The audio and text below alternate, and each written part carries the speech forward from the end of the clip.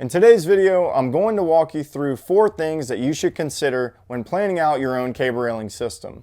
We post a ton of really helpful cable railing tutorials here on our YouTube channel, so be sure to hit that subscribe button.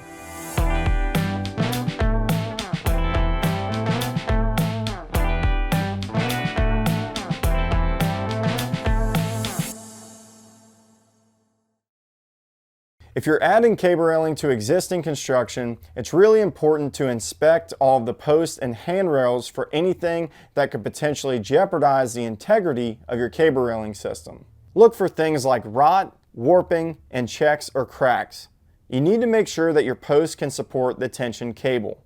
So if you do find anything concerning, go ahead and replace those posts before installing your cable railing.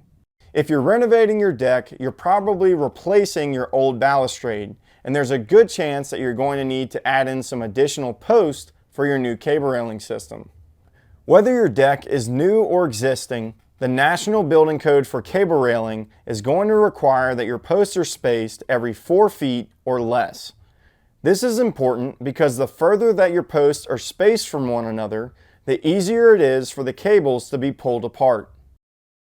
Every deck is different, and the cable runs that you have may not perfectly divide into a 4-foot post spacing. So for cable railing functionality, we recommend a maximum post spacing of every 6 feet. But it's always a good idea to check your local building codes and abide by the post spacing that they require.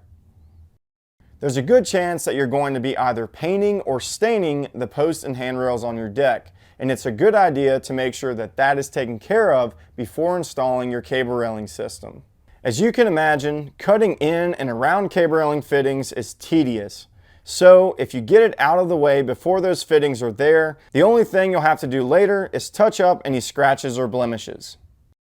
If you plan on using treated lumber for the posts and handrails on your deck, it's never a bad idea to let that lumber have a chance to dry before you install your cable railing system.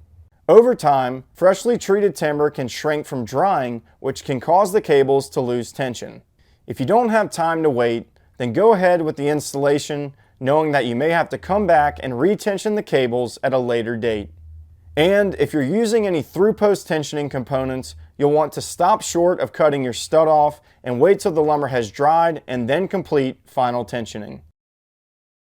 If you'd like to learn more about our HAAS stainless REVO and Axis cable railing systems, then be sure to check out some of the other videos that we have on our channel. If you have any questions about this video, then drop us a comment below, and if you found this video helpful, then be sure to give it a like. I'm Tyler with HAAS Stainless. Thanks for watching.